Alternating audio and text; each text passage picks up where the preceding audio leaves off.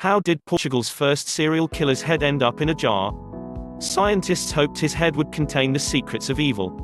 Over 177 years after his execution, serial killer Diogo Alves still frightens unsuspecting passers-by who meet his cold gaze. His perfectly preserved head sits in a glass jar at the University of Lisbon's Faculty of Medicine. Born in Galicia in 1810, Alves worked from a young age as a servant in the homes of wealthy citizens in the capital. At age 26, he began working in homes along the Aqueduct of Free Waters, a giant waterway that not only carried water into the city, but also acted as a bridge and roadway for farmers and merchants entering to trade. This is where Alves began his string of murders. Alves would wait on the bridge for people returning with the money they had sold their goods for. After robbing his victims, he pushed them off the 213-foot-tall aqueduct. At first, police thought it was merely a series of copycat suicides, but local residents soon began whispering of an aqueduct killer. Over the next 3 years, Alves sent 70 people to their doom, and police eventually shut the bridge down. Alves wasn't done, however. He formed a gang to murder and rob the wealthy residences he had worked in but was eventually caught. The aqueduct killer was executed by means of hanging, but his story didn't end there. At this time, an era of enlightenment fueled many people's curiosity about what could be learned scientifically about the workings of the mind. Many felt they could explain what made Alves evil by pursuing phrenology, a study of the bumps on one's head. After Alves was dead, doctors severed his head and preserved it for study. Though the secret to evil wasn't discovered in the preserved head of Diogo Alves, the specimen itself has become a curiosity at the college. Falling off? Or... All right. Here we go, man. This is going to be a wild one, only because myself, Otis B. Dreds, as the little thing down there says, and Bobby Two Trill in the house. I'm in the house. We had taken Mrs. Dreds to work, so we were just running in here about 5 minutes before showtime, singing Grease songs. Oh yeah, man. I mean, this is very off topic from what we're going to be talking about. But I heard that the song Sandy from the Grease soundtrack, which we pretty much sang the entire song. You guys really missed out on something fucking, well, I was going to say special, but horrible. Yeah. Same time. Oh, Sandy. But I heard that the song Sandy was actually, I don't know if it was Spotify or one of the music streaming services. They took Sandy off after Olivia Newton-John died. That's awful. I don't understand why. I think my son told it to me. Otis B. Dreds Jr. I love that song. I grew up with that movie and all that. It's great. It's silly, but I like it. Yeah. Oh, Sandy. Welcome, Tanya. Hey. Tanya. I had something in my throat there. Do you hear that? Like, Tanya. Tanya will be visiting here soon, and I know she didn't even sing in that song. No, she didn't. Yeah, she didn't see it. But that is the one song that you can. I believe Otis B. Dreds Jr. OJ. Maybe they got something against John Travolta on Spotify or something. Maybe I don't know. But yeah, Tanya will be visiting out here for my grandson's 3rd birthday party. So I hope you get to meet her. She's coming out to start some trouble back in Ohio. And she wants to meet with Bobby Two Trill. Bobby Two Trill, that's right. You can meet Bobby Two Trill live. I do not have my my laptop up, so Facebook user. She's gonna be visiting with her bag of leprosy. Because on one of the morning shows, we talked about how Central Florida holds 81% of all leprosy cases in Florida itself, just in Florida. Yeah. Now, Wonder why. I don't know. It's really weird. And 20% of the United States' leprosy cases comes from Central Florida. Wow. And that's where Tanya's coming up here to visit me from. Wow. I did Florida, not know excuse that. me. Yeah. That's wild. I wonder why. I don't know. I don't know if it's something in the water or what's going on. Sorry, I'm getting my laptop up. You know what I was thinking about the other day? It's hard telling. Yeah, it's stupid. Good afternoon, Kelly. But I saw, a video with these two girls that are famous. I don't know if it's two girls. It's one body with a girl with two heads. Okay, and she's a young person. It's a weird version of Two Girls, One Cup. Well, no, I mean they're I guess they're pretty popular. I've never watched them, but it got me wondering about because I never really thought about it. I've never seen somebody like that in real life, and I had questions like how do they keep from bumping their head together? How they sleep at night? Sure. Do they both feel it when they got to take a crap? What happens if they're having sex? Do they both feel it? I have all those questions. So it'd be the same with the leprosy thing, right? I have a lot of questions like that. Yeah, and there's and I don't want to look them up because I'm scared of what I'll find. I know, right? I am trying to find. Get away, cat! There's cats everywhere. Sorry, we are starting off very rocky. I'm trying to figure out where things are. It's right over there, and my legs are over there. Oh, here we go. All right, I found it. Now I can see Facebook people. Who wipes their butt and no square? Huh? I know that gives masturbate a new twist. Oh well. Speaking of twist, boy, that'll get the show going. We're gonna talk about Diogo Alves. There's not a lot really out there. And I mean, you'll find a few videos here and there, like the one I just showed. Yes, there's his head is in a glass vessel filled with formaldehyde. Yes, amazing.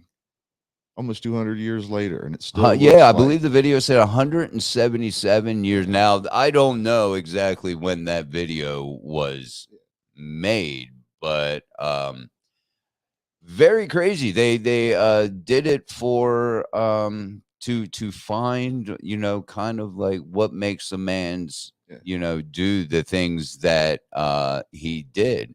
And what he did was very early in his life, he started killing. He met this chick, Maria Gertrudes. Mm-hmm. Yeah. And she was a innkeeper, and they believed that maybe she was a bad influence or something, because that's kind of when his murder spree kind of took off. He did a quick overview that he was from Portugal, and he also robbed people, but most notoriously for the killings between 1836 and 1840. He said he had killed 70 people. Some, they say here, 70 plus. Mm-hmm. And I'm using Wikipedia as a reference. And if you happen to go there and look at what they have 3 paragraphs in his biography. It's you don't even really have to scroll down. No, you can leave it right where it's at. He was he earned the title the Aqueduct Murderer, which is a hell of a lot better than Bridge Guy. But we have come to the conclusion this is the original. This is the OG Bridge Guy, because he threw them off these aqueducts 230 feet to their deaths. The original Bridge guy. Yep, the original bridge. Now with something like this, because we talked about how stupid that name is, really, Yeah. when you have such names as Night Stalker and BTK and all these other names that are given to these shit bags. Yeah. It kind of fits this guy. It does. It doesn't seem as stupid all of a sudden. That's weird. Yeah. I mean, that's actually what he did. He killed people by throwing them off an aqueduct. Mm. It didn't take much of imagination to come up with the name, but hey, it no, works. but we also are talking 1836. Yeah. We're going way back, folks. Way back. Good evening, good afternoon, Mr. Nanners. Jeff Ignatowski. Hey, wait a minute. Isn't that Jim Ignatowski from Taxi? Wasn't that his last name? I can't recall. Christopher Lloyd's character. I think he may have the same last. Any relation, Jeff? Jeff Ignatowski. I want to mention. I was telling you about the card game, the Killers, card game. He spelled it with a Y. Did he? But did he? I don't know. Maybe he did. I don't know. I just got a shirt. Words for it. I don't know. I can't can't remember. I just got a Jim Ignatowski shirt. It said "Blame it on the Brownies." So Jeff, please do me a favor. Share your link there. Yeah, he watched the credits. Okay. All right. Share your link for the card game. It's a Kickstarter project going on. If you're into serial killers and true crime, this sounds like a really cool game. And we're gonna have Jeff on to talk about that and true crime and serial killers and all kinds of good stuff on Labor Day. It's a Labor Day special. Not doing a show next week, just because it's my grandson's birthday. So, but anyway, so 1836, man, to 1840, and he was caught in we died 1841. February 19th. They said he was about 30 to 31 years old. Very young guy, really. Very young dude. You could tell when you see his head in the jar. He looks like he's 18 or 19 years old to me. He looks like a young guy. It's weird that you could say that this many years later, like he looks like this or that. He's right. So well put together still. How about the police response though?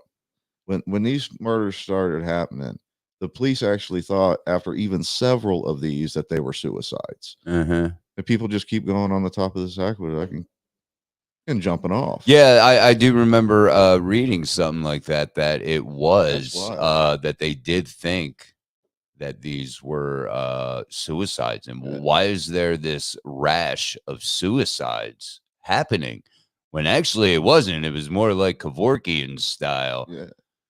There's something for you guys to look at. But instead of my mug, you get that guy. It's like Max Headroom or something. Man, that's wild that it still looks like him. It really does. And I was telling you, when I first when you, because you sent it to me at work. Yeah. Well, I was working at the time, and I called it on break. I'm like, what in God's name is Bobby Two Trill sending me? And it's a head in a jar. No wonder we're friends. But just pretend that the head's talking to you. He's staring right through you. His eyes dilated too, so he's high. And we were talking, and I was like, man, my first thought was, that just looks fake. Yep. Because of the the advancement in latex and things like that, special effects in horror movies. I have seen, I'm friend Joe Castro is a special effects guy. I've been working in the business for 41 years. And I've seen him make, something that looks very similar to that. And they even had something like that similar in the Silence of the Lambs when they found the head in the jar. Very similar. Yeah. That just blows my mind, dude. Close to 200 years later, and didn't end up finding anything for, as far as, okay, what was going on in his brain. Now, we do, with Jeff being here, we were going back and forth, and I think we settled on, was it Gacy whose brain that they took, and they wanted to dive into that, do studies? Was it Gacy? Or who exactly was it? We couldn't remember. I think we kind of settled on Gacy. I thought at once, I thought it was maybe Bundy. Oh, okay. Jeff said yes, it was. It was Gacy. They also did that Texas shooter's brain too. That Charles Whitman. They yes, took pieces of his brain. The clock tower shooter. They actually found out that he had a brain tumor at the time. Oh, doing his brain. Oh, Jesus. So they did his as well. Okay, yeah, well, yeah, that makes sense. The brain tumor is obviously going to cause all kinds of things going on there. I don't know what caused all these things to go on with this guy, because he was born into a very wealthy family. Yeah, his family is said to be pretty well to do. So he, I guess today's equivalent to the rich kid. He was the rich kid. So no abnormalities of on Gacy's brain. They didn't find anything wrong with him. Nothing out of whack. It's wild. That is wild, dude. Because that begs the question, then why? It's a wonder, man. That's something that we've talked about so many times. Try to get into the heads of people. Who knows? Yeah, it's really a mystery, and the only way I guess you could really find out is by talking to that person. I did a thing quite a while back. It was a thing called inherited instinct, and maybe that a lot of these killings are instinctual. Maybe from a clan or a tribe that a person might have came from, or something like that, and just inherited, possibly. Right. And maybe if we look back at serial killers' families and genealogies enough, maybe we'll find something. Who knows? Yeah. Jeff says Chris Benoit's brain was demolished, of course. So being, pro wrestler, kills his family, suicide. Yeah. So that makes complete sense. That was so sad, by the way. Man. That was very sad. Man, that's just kills me. That was very sad. Just take yourself out. And I'm not promoting suicide in any way, shape, or form, because that subject is very near and dear to me. Good afternoon, chaos on right, chaotic creations. Just put that in Facebook. Go find them. So, but yeah, that there's no real nothing that I have found that states, because, well, back then, 1836, 1840s, they don't have obviously the means to take and determine, is this person mentally ill? They didn't know half the, illnesses, even though they may have been prevalent back then. They just didn't know what the fuck it was. A lot of times in Salem, they thought people were witches if they had, mental disorders, and would talk to themselves, maybe a form of schizophrenia. They didn't have names for them, and they didn't have those means back then, obviously.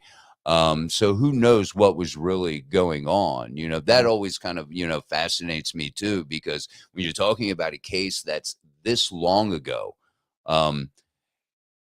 could it have been something, like a mental illness that we now have a word for? Yeah. And it's like one of the starts of trying to find out, because they were legitimately taking his head to try to find that out. Exactly. And they never did try to, because they knew something was wrong, because they probably basically had, okay, well, why would he act like this? Because of being from a well-to-do family. It wasn't like he was poor, living in the streets. What you would think would cause a person to go mad. It doesn't seem to fit the bill. Right. Um, It's odd. it is. It's very He odd. wasn't a real hands-on killer like you see these days. He wasn't butchering people or nothing. Mhm. It's almost like he would bump them off of the bridge and kind of look the other way, like maybe he was a bit timid about it. Interesting. He didn't want to see it. Yeah. And that's why he did it that way, possibly. I don't know. Hard to say. He did. We see a lot of gruesome stuff these days. Now, the only thing that could have contributed to his actions later on when he hits, pretty much 1920 is really when, that started, he started really going downhill. But they said at a very young age, he had hit his head. Yeah. So there's a head injury that we now know can cause problems later on in life. Head trauma can cause, I believe it's Bruce Willis, who has some kind of a tumor. So it's almost not really like a form of dementia, but he does have problems, remembering lines, things of that nature. Robin Williams had a dementia type issue that actually led to his suicide. He wasn't depressed. It wasn't any of that. It was something that affected him. And Bruce Willis had the same kind of deal. Yeah. Well, my own brother, he had a head injury when he was 16 years old in school, a real bad one. He was actually bleeding out of his ears. Oh my God. And about a half a year later, 6-7 months later, he was diagnosed as a schizophrenic. He started to go really downhill after his head injury. And hasn't ever been the same since, really. But he's still able to function and things like that. He's just got some issues. Right. So, head trauma can definitely, start the process of going downhill, which he got the nickname pancada. I don't know about it. Seems like the only way to pronounce that, or blow. And not the movie. His parents sent him to work in Lisbon, Portugal at the age of 19. He went through a few jobs, began to drink, gamble. That's when he met Mariah Gertrudes. And that's when it's speculated that, that particular connection with her, don't know really a whole lot about her, but that kind of, instigated what was, soon to be a killing spree. Yeah, it's like those two were working together with a third guy that he was actually hung with. It was another guy that was working with him, and being thieves and whatnot, and possibly it seems like this Diogo is the one who was doing most of the pushing off of the aqueduct stuff, but they might have participated in that too. Sure, and he was actually hung for it as well. So they were both hung, but the other guy didn't get his head taken off, so he didn't become as popular as old Diogo. Yeah. And basically he would rob passerby, or maybe on this aqueduct. He would rob them and then dump them by throwing them off the aqueduct. Yeah, he would blindfold them and he would say, okay, we're going for a walk, and after we get out in the woods, I'm going to let you go, but you stay out here in the woods kind of deal for a little while until I'm gone. And when he would get to the spot that he was going, he said, okay, well, now I'm going to let you go. And he would kick them right off the aqueduct. They were blindfolded, so they didn't really know where they were. Yeah, he avoided identification by the blindfold. And then he presented these deaths as suicide. That was his plan. And it worked initially. Everybody thought there was just a rash, epidemic of suicides in Portugal. Can you imagine being the cops? This was the 30th suicide off of this aqueduct in the last week and a half. Right. What's going on? Tanya mentions, sounds like he was killing them to shut them up, basically. Yeah, I mean, that could very well. I mean, all we can do is speculate because there's not a lot of, information about him. Good Very well. afternoon, Mike. That's another cousin. I tell you, it's like a family reunion in Hey, here. y'all. He took the troll under the bridge to heart. Jeff says. You know what? That's funny that he says that, because that's where he was actually found. He had a key that they don't know where he got it from to the aqueduct on the inside, and they called him a troll even at the time, because that's where they found him, was living in the aqueduct. Wow. He was the troll under the bridge, man. Yeah. Maybe that's where he got that from. Oh my goodness. And I mean, again, there's he that what you were just talking about, he had scientists could never explain what led him to buy a false key for the aqueducts.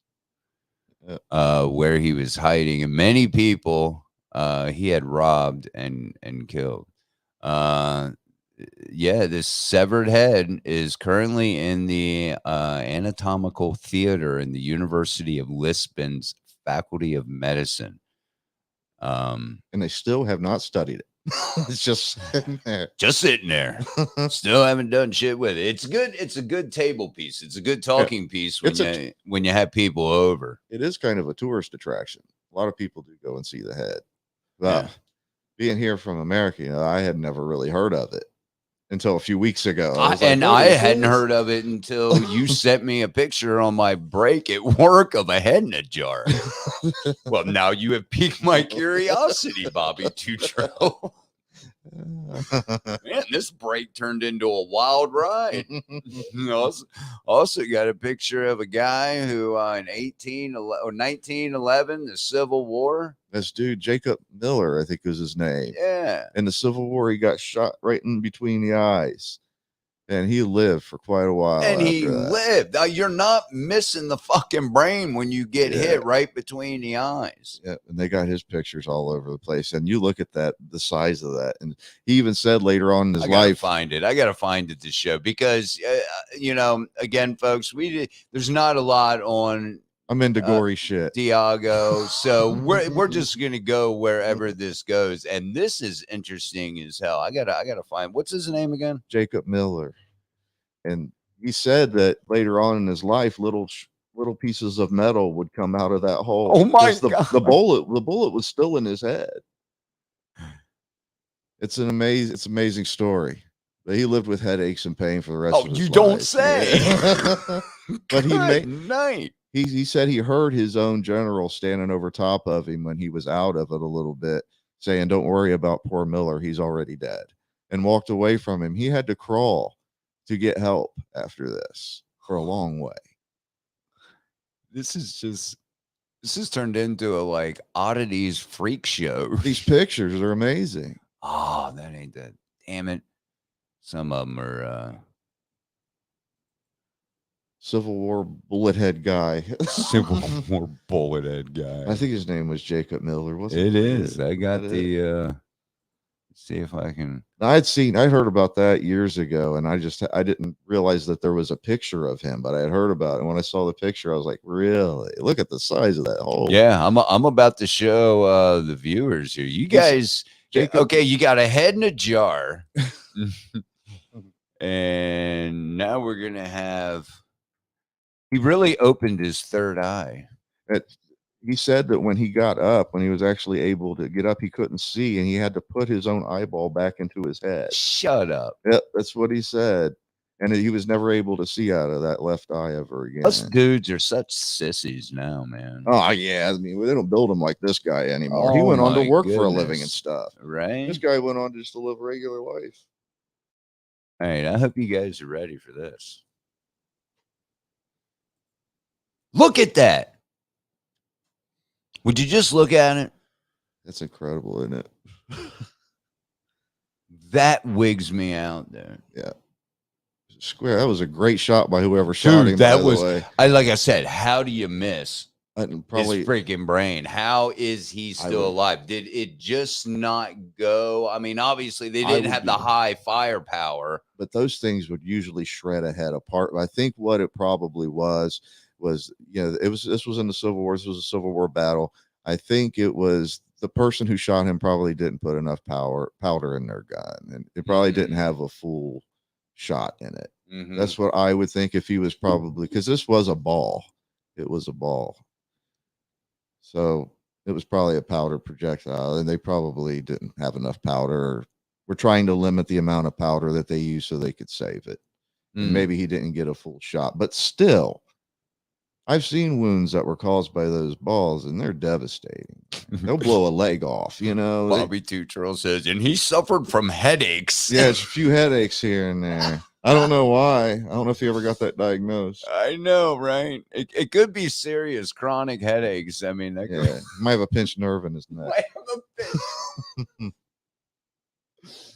Oh my goodness! But that's an amazing photo. I'm fascinated by it. I cannot stop looking at it. It's one of those things. I can't stop looking at it, man. Yeah, his family probably refused to take a family photo. They got one of him. Oh yeah, he got married. He had a kid. Everything still worked. He got shot straight in the head. Man, it's weird. Just luck. So I don't have that kind of luck. That some bitch would have blew the back of my head off. Oh yeah, me too. Men are hard-headed, I guess. That one is. That dude was for sure. I like to look at pictures like that. There's really weird, odd things like that. Because I'll sit there and look at that guy for half an hour and think to myself, I will too. I think to myself, what was this guy's life like before and after this? I want to learn more about Jacob Miller. Oh my God. That's a fascinating fellow right there. Tanya says, I wonder if he stuck his finger in there as a party trick. Well, what's funny is my grandpa had a big hole underneath his knee when he got back from World War II. And when we were little kids, this thing used to always pus and stuff all the time.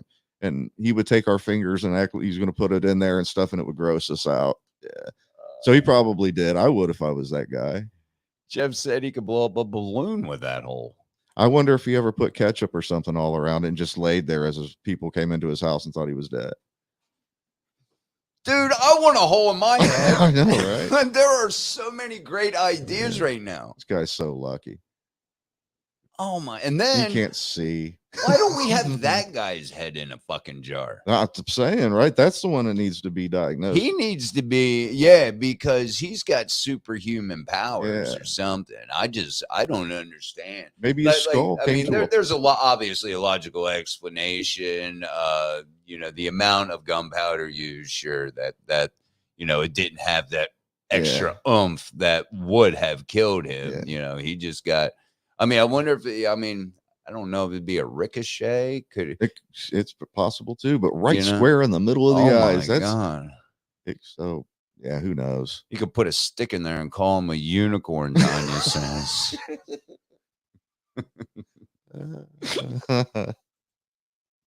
Oh yeah, you could have a lot. Died of fun from with an that. infection after a stubbed toe. Yeah, it wasn't the bullet that brought him It down. wasn't the bullet. He got gangrene of his big toe. It was the damn cupboard. Did it? Right. Wow. Stubbed his fucking toe on the coffee table. That's amazing. That is crazy. But yeah, we're kind of winging it by the seat of our pants at this moment. But I do have something I want to bring up. Jeff, who is actually he's local here in Ohio. He's probably about an hour or so away from us. Right. And I watched. He does little short videos on YouTube called 5 Minute Murder. Go check that out. I was watching a few episodes earlier. Cincinnati, that's right. And he had because he had mentioned, we were chatting through Messenger, and he had mentioned that when he does these shows, he's got a head in a jar. Oh, no kidding. Now, obviously, this is not a real head, or is it? One might never know. You gotta be careful what you say down there in Cincinnati, so you might want to keep that to yourself. But yeah, he and so I was watching one of his videos and I noticed behind him he had a really cool retro like poster or whatnot. That had a bunch of, it was Charles Manson. It was the same picture, but in the different retro, almost like an Andy Warhol type, picture. And I was like, man, that's really cool. He had mentioned to me that he actually has one of Charles Manson's guitar strings. Yeah. And how he got that was his dad had met Charles Manson before the killings. Well, Charles Manson was from the area, I think, wasn't he? Yes, Lived around Cincinnati yeah, for a bit. he did. Well, I think that's what they name his birthplace, right? Is Cincinnati or was it West Virginia? I West can't remember which one it was. West Virginia? Yeah, I know he spent a lot of time in West Virginia, like with his uncle or something, Yeah. or family. I think he was born in Cincinnati, though, wasn't he? That's what came to my mind. And we're big Manson people. How do we not know this? We're really showing our dementia. We are, man. And bong hits. It's not real, he says, the head in the jar. Well, that's good. That's good to know. I know he was born in Cincinnati, grew up in McMecken, West Virginia. Meacham. Yeah, so he was born in Cincinnati. I thought we were right. Yeah. Whew.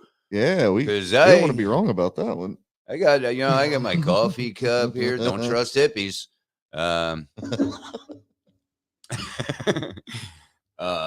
You got a big old book that behind you that I lived with his aunt and uncle. Okay, so we were kind of on slackers. Hey, you shut your mouth down. That would totally make sense that they had met. Yeah, being from the area. Yeah. And yeah, it has a guitar string. I thought that was really awesome. Heck yeah, that's pretty cool.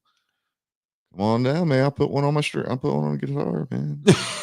Put old Manson's guitar or Manson's string on your guitar. We'll do a acoustic rendition of "Look at Your Game, Girl." Oh, you know what? I think just to kill some time because we're all over the place, and I like it this way.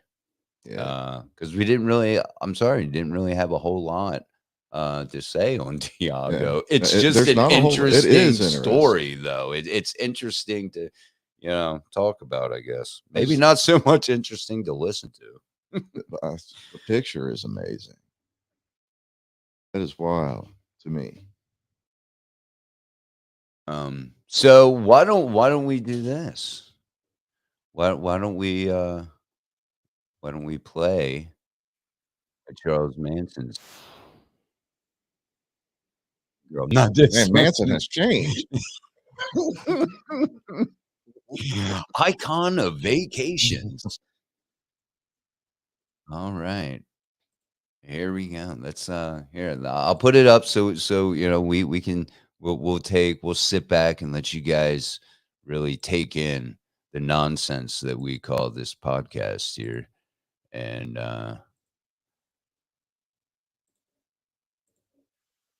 time for living. The time keeps on flying. Think you're loving, baby, and all you're doing is crying. Can you feel? Those feelings real. Look at your game, girl. Sing along if you know the words. Look at your game, girl. What a mad illusion. Living in Charles confusion. Frustration and doubt. Can you ever live without the game? The sad, sad game. Jeff said he's singing along. Mad game. Just to say your love's not enough. If you can't be true, you can tell those lies, baby, but you're only fooling. I would have been a fan. Can you feel? Feelings real. Look at your game, girl. Oh, look at your game, girl. Well, I dig it. A little bit.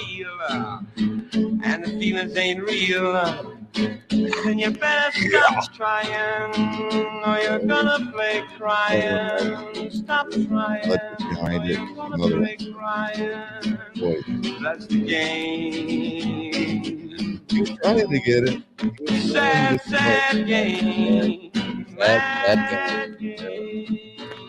Barry Meltzer was like, oh, man. Sad game. But he was popular enough, to get the attention of like Beach Boys and stuff. he did. Dennis Wilson dug him and liked him quite a bit. I have to say though, because here we go. I'll just one of my favorite songs is this one here. Yes, oh God. Brought to you by Carl's Jr.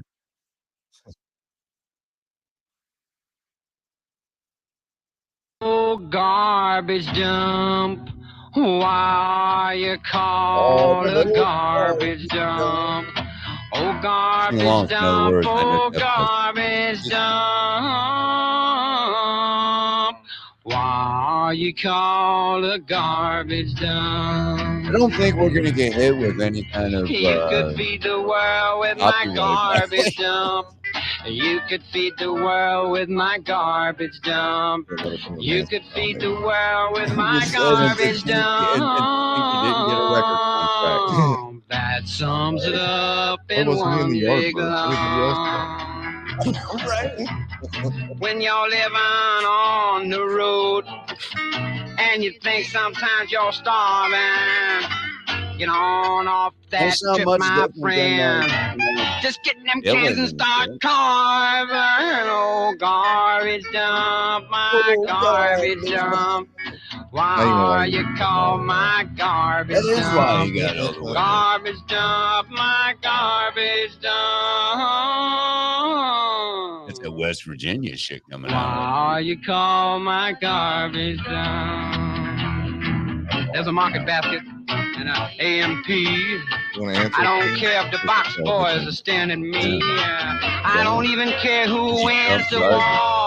I'll be in them cans behind my favorite store. Garbage dump, oh, garbage dump. Why are you called a garbage dump? Garbage dump, oh, garbage dump. What is it in price? But only if you're on acid. That sums it up in one big lump. One big lump. I claim I know, all right? these garbage dumps in the name of the garbage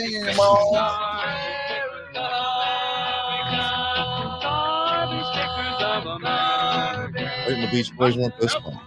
I know, right? He did write it. He did. Yeah. He wrote it and everything, man. And they changed the name up, I think. They loved it so much. They changed the name up. I've been in and out of therapy with BetterHelp for You ain't going to do anything, chick. All right. Libbity bibbity. Libbity bibbity. We need a metal band called Acid Christ with Manson on the cover. I'm there. Let's do it. Yeah. Let's do it. I'll sing. I'm already in. Bobby Two Trill can play guitar. I'm already in 3 grams of funk. 3 grams of funk. Tanya says, now I see why they call him a serial killer, because he murdered those songs for real. I don't know. I like it. It would have been entertaining if he was sitting in a room playing that. I would. Dude, on acid. Oh yeah, as long as you're really. On weed. Yeah. So this has been Carl's over there. Going to lick them things right off. They're going to fall off if you keep licking them. You're going to put your eye out. You're going to go blind. I'm such a good boy. You're going to go blind. So yeah, we don't have a whole lot more, I guess. You got anything else you want to talk about? The guy's head in the jar, man. The guy in the jar. It's interesting to see that, man. Serial killer from way back. Well, he's considered a serial killer. Yeah. So That's just wild. You get to look him right in the eyes. That's wild. Tanya said that might creep her out. They're dilated. They are. He's tripping. He was hanging out with Manson. He was hung, man. That's the face of somebody who was hanging there. That's why if he was singing, I'd do acid just to leave reality. Yeah, it's amazing he didn't get a record deal. That's true. No, if you were on acid sitting there listening to him sing, I guarantee you'd be up dancing.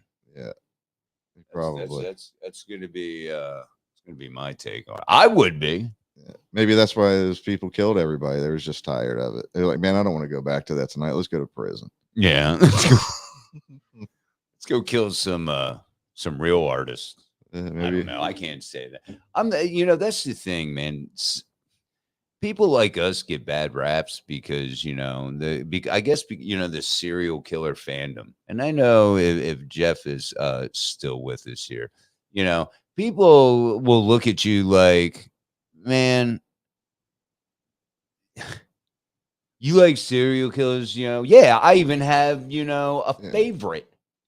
Yeah. And it's not Charles Manson because he did not kill anybody. He's not a serial killer. I've always felt for the victims and stuff. What I like is to try to get into their head. And I will make fun of them. Sure. Because I think they're worthy of it. Yeah. But somebody like Charles Manson's different for me because he didn't kill anybody. I think he got a bad rap. I'd like to. And I think after hearing him talk, he would just be an interesting conversation, man. I don't care for him. I don't like him necessarily. It's just an interesting person to me. Right. And the thing is that he said if he ever got out of prison, he'd go to Yellow Springs. That's right down the road. It's about 20 minutes up the road from where y'all's ass sitting right now. It's a little bit House of a Thousand Corpses. Yeah, Jeff said he's been there. He's big into serial killers and true crime, and people will look at you quite odd. Like, why are you into that stuff? Well, I'm not trying to learn how to do it. I can tell you that. Trying to learn why people I'm trying to learn why people do it. And I've mentioned this to you. I don't know if I've mentioned it on the show, but what got me into these types of things was Dr. Kevorkian, Dr. Death. Yeah. That just fascinated me, that just everything surrounding that. Is it right? Is it wrong? Is it morally this, morally that? And I was fascinated at that by the age of like 15. And that kind of, why are they doing this? And then, serial killers. I've made this statement, you look, we've seen pictures of Gacy as a young kid, little fat kid with the two guns, pow, and we see, these monsters when they're kids looking so innocent as kids do. And you go from that to 20, 30 years later, you're eating your neighbor, you're killing, going on a killing spree. What happened in that time? Of course, the details of the crime are necessary to look at and to talk about if you're doing something like what we're doing, because you want to know. Yeah, I mean, it's an important detail. But what happened in those years? What happened between that time when he was just a kid doing kid things? And, that's what fascinated me. Yeah, so looking into it, you end up looking through all their life story and everything else. It's almost like you're getting to know that person a bit. So maybe you stop looking at them so much as serial killers and think that was an aspect of their lives, and that's what we want to figure out, and they're shitbags for doing it. But so many people say, man, these, like the BTK killer, his family says, man, he's just the greatest father, and he was a great husband, and he has that aspect of their lives too. And so you could kind of see it, like you could probably get along with some of these people, but you don't like what they're doing, Yeah, right. Which, that's just life. Yeah. I get along with people, but I don't like certain aspects of their life. They're not out killing people, but I mean, that's just the fact of life. And I believe we're talking about Charles Manson here, going back to the comments. I think he definitely got some enjoyment from it. Oh, I'm sure of it. Jeff mentioned. I'm sure he got a kick. Yeah. And Tanya says, as I think is the general consensus, he should have never gone to prison. Oh, my thing was they got him on the conspiracy charge in California, which they couldn't get him on an actual murder. They had to, lump him in with a conspiracy. Yeah, and let's not forget he got the death sentence at first. And yes. is the conspiracy worth a death penalty or a life sentence? Because how many times have any of us said, "Man, I wish that person was just gone"? And what if somebody that you knew went and did it after you said that? It's a sticky thing, man. Yeah. Oh, Jeff was talking about where he definitely got some enjoyment from it. He's talking about Kevorkian. Oh, okay. Well, I'm sure Manson probably did too. I mean, as far as you could tell, he fed off the notoriety a little bit afterwards. And stuff, I mean, because he wanted to be famous, but he'd also get pissed off when, was it Bobby Boulay or Boucher or Beausoleil? Beausoleil, yeah. And he got hung up in a drug deal gone bad. Manson shouldn't have gotten the chair. He didn't do anything. That's just nonsense talk. And you know what? That is one of the things that makes the most sense. This Helter Skelter stuff is silly. It is. What makes the most sense to me is that when Bobby Beausoleil, when he was turned in and stuff by, what's his name, or who he killed, I can't remember how exactly the story is. Well, anyway, that they were doing the other murders in the same exact fashion as Bobby Beausoleil killed, in order to make it look like it wasn't him in prison to get their buddy out of prison. Yes. And that makes a whole lot more sense to me. There's a really good documentary that actually Rob Zombie narrated. And I think it's called The Last, I can't remember. It's more or less a like within the last year, a bunch of different telephone calls and whatnot with Manson, discussing little things about it, about what happened, and they absolutely tear apart the Helter Skelter bullshit. Yeah, it's silly. And that all pretty much came from when Manson and it was this I don't have the names on the top of my head, but black guy, there was some issues. They bring Charlie into it. He then there's a scuffle, or not a scuffle, but there's some arguments, and apparently the black dude looked like he was reaching for a gun or something. I think his name was Shorty Shea or something like that. Oh, yeah. And Manson,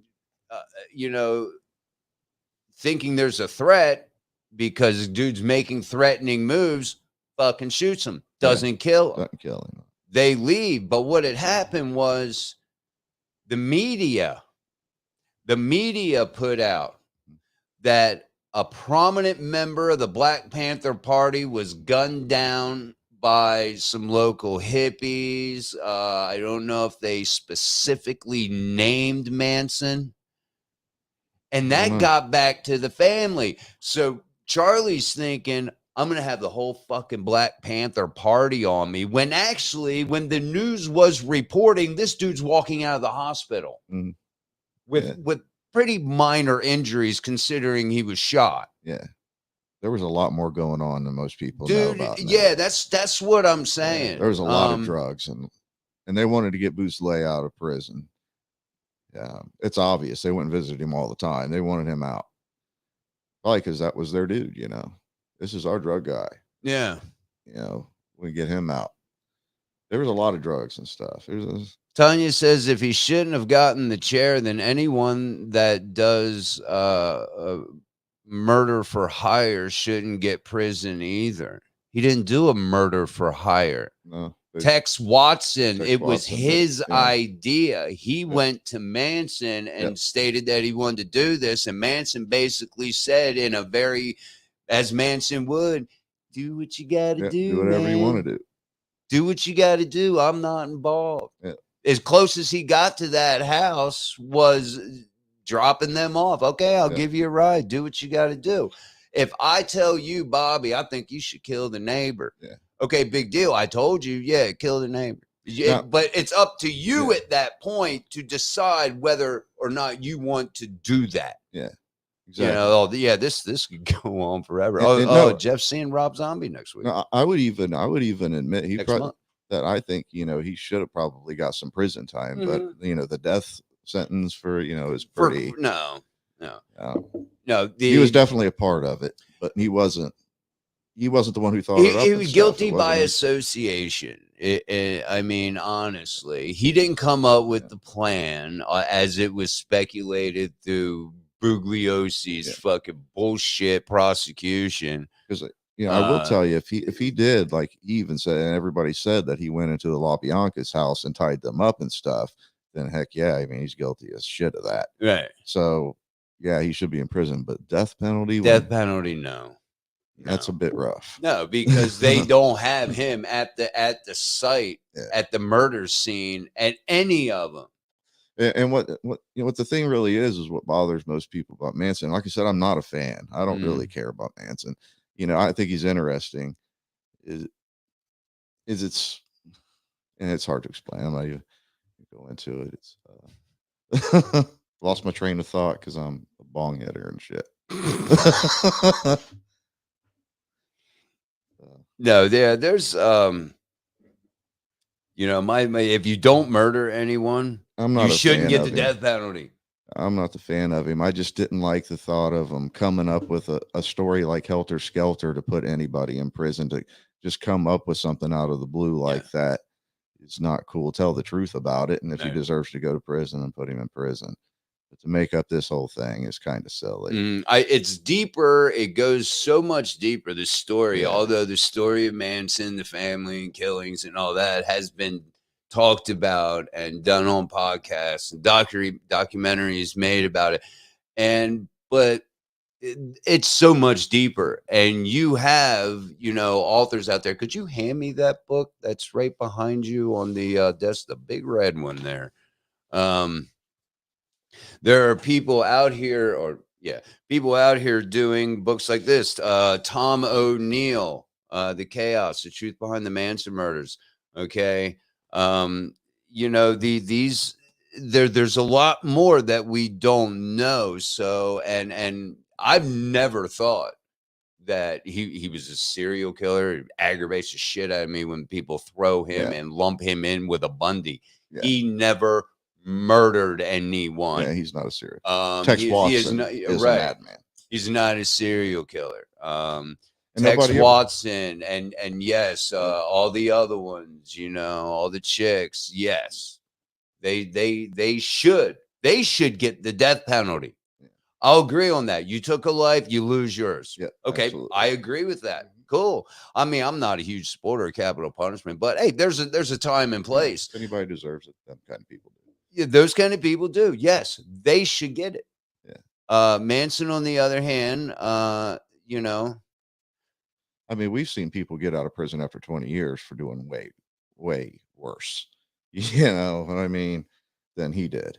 Right. In his life. Jeff says, of course, Jeff with the Killers card game, he said that's why Manson in the game has no specialty and no brutality. Yeah. Because he did not murder anyone. Oh, he was a petty car thief. Yeah. He was manipulative. He was manipulative. You know what I'm saying? I'll give you this. He may have sliced Gary Hinman's ear. He may have been at the LaBianca house and went and tied him up. Maybe he did. Mm-hmm. And I've always been open to that. Mm-hmm. Maybe that's possible. Because we do know that he was there. Maybe it's possible, but and a life sentence for that.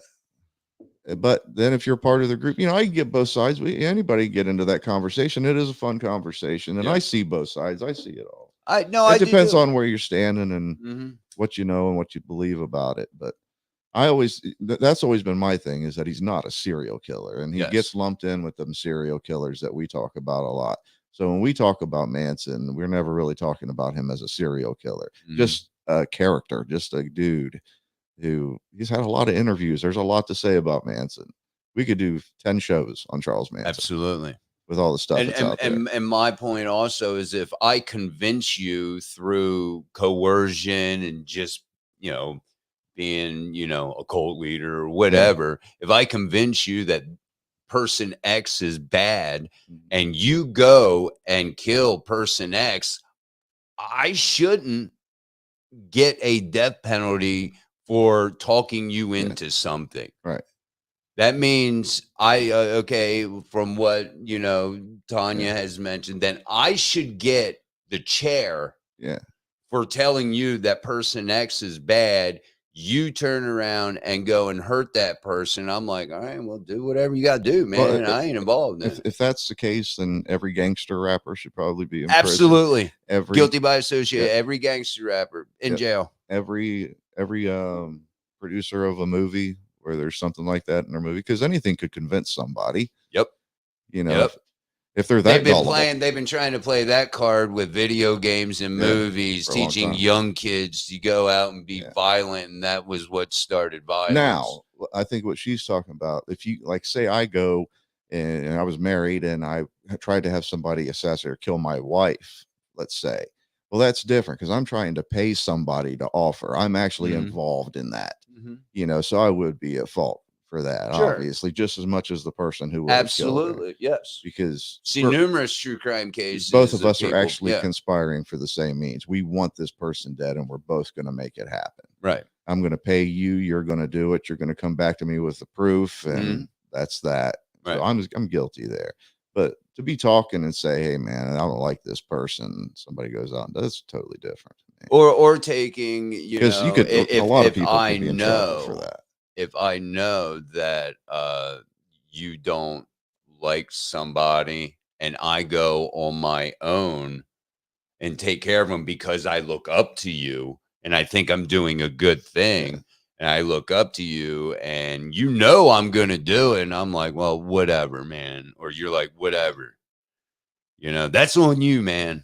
That's on you. I'm not telling you to go fucking do this. That's on you. And, you know, this is what's fun to talk about with the Manson stuff, because we don't know for sure if he told them to go do it. It's them who are saying that he did. And he's saying the whole time, man, I just told him to do what you want to do. Exactly. You know, so it's he said, she said when it comes to that. There is no evidence of it. And that's the fun stuff to talk about. And he, in numerous, and I know people in prison, you know, whatever, you know, exclaim their innocence.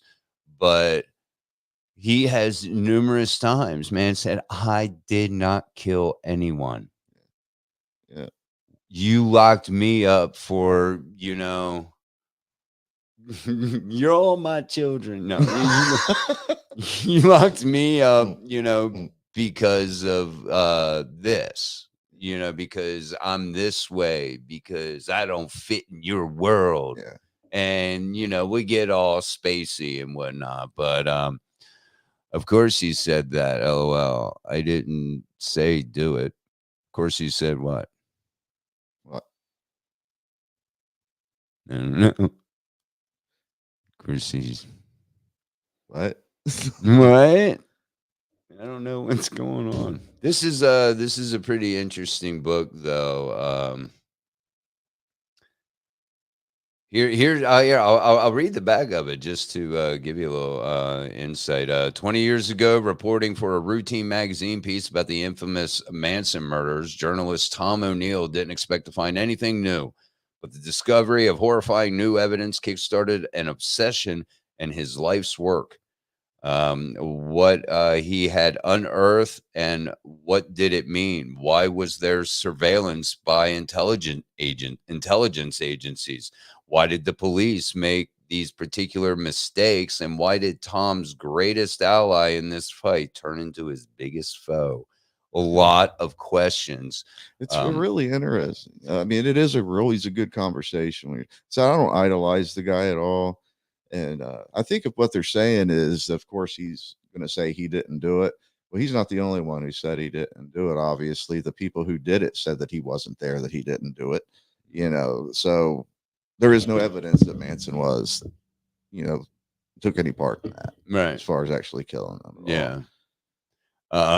Jeff said, Gacy said the only thing he's guilty of is running an unlicensed cemetery.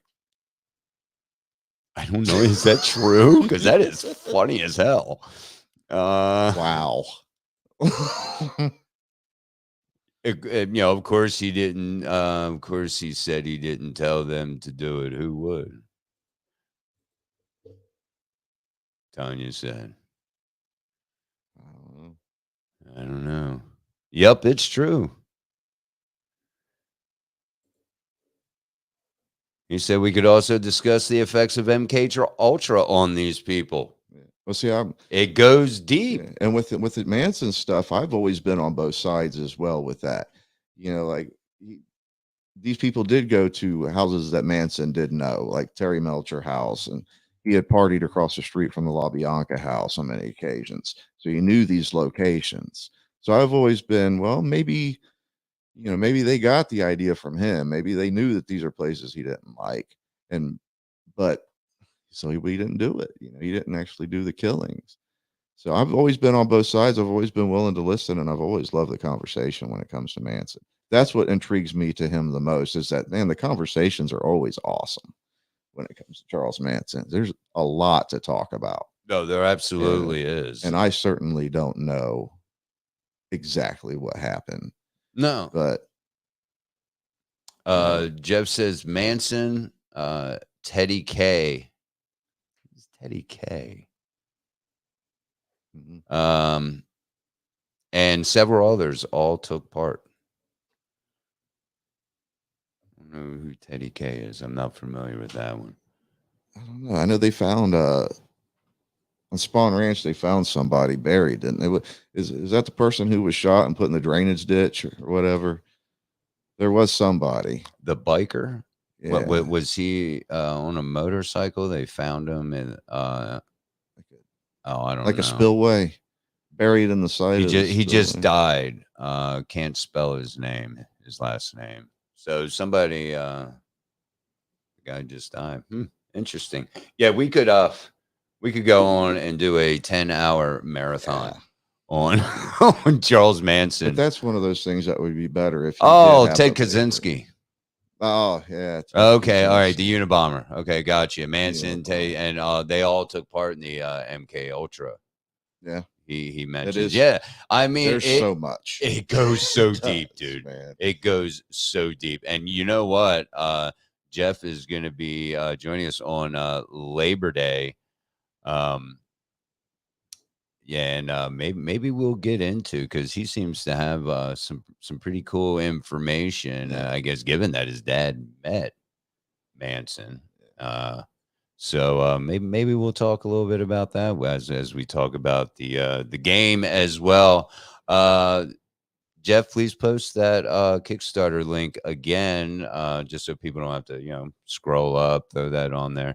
We're gonna get the hell out of here, and man, it's been fun. Yeah, it's interesting. Yeah, I like it a lot. Yeah, it's been fun. Kind of an open discussion. Always like good conversation. Yes, absolutely. Again, not going to be doing a show next week. It's grandson's 3rd birthday party, so I'm going to be doing that. But again, the following Monday, Labor Day, we're gonna have Jeff on, and we're gonna be talking all kinds of good stuff. Heck yeah. So hey, with that being said, have a good Monday, y'all, and we'll see you. I guess I should probably mention Tuesday, tomorrow. Doing the mornings with the Dread, and then Wednesday, 8 p.m. Eastern time, the Indie Horror Junkie podcast will be live. The 2nd episode, talking all things indie horror. Jack Bremen is going to be actor, director, writer, producer. He's owner of Zune Marketing and Multimedia. We're going to be talking with him. Great guests lined up. Go over there, indiehorrorjunkie.com. Stay up with it. And, we'll see you guys. See you next Monday. Stay too real. Stay trill.